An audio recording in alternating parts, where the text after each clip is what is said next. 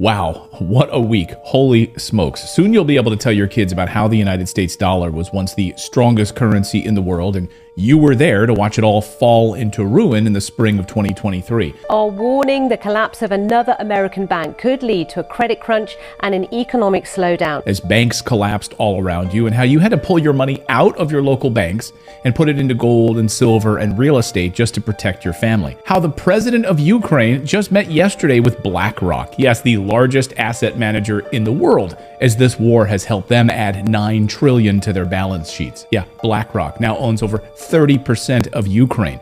You don't think this was all planned? What a clown world we are living in. This weekend, gold hit a brand new record high as people freak out about government currencies, which are, of course, tanking. And this week, we entered the most dangerous period yet, with economists saying this could be worse than the Great Depression or the financial crisis of 2008. Inflation is going to get worse, and so is the current financial crisis. And nobody wants to admit we're in a financial crisis. It is worse than the one we had in 2008. It's just getting started. Friday was a bloodbath for the US dollar, and we're going to get into all of the latest important news that you need to know about just in a minute here. But first, you'll also be able to tell your kids that you were there when they took away the paper dollar and coins in favor of a US digital currency. And you'd be correct, because 50 days from now, the United States dollar changes forever. That's right, in July. And just 3 weeks ago, the US Federal Reserve started the process, the rollout of this new central bank digital US dollar. The full rollout happens in July. So guess what? On July 4th, on Independence Day, we can celebrate losing our freedom.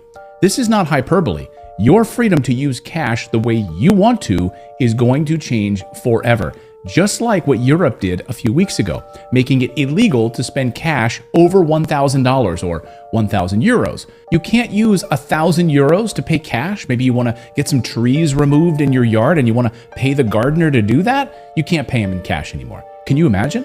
Think that's fake news? Here's the head of the European Central Bank, Christine Lagarde, explaining it. No, the problem is they don't want to be controlled. They don't want to... Yeah, but you know what?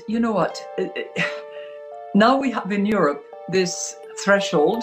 Above 1,000 euros, you cannot pay cash. If you do, you are on the gray market. You take your risk. You get caught, you are fined, or you go in jail. So no biggie, you can't spend your own money without the government tracking you, and you can go to jail for it.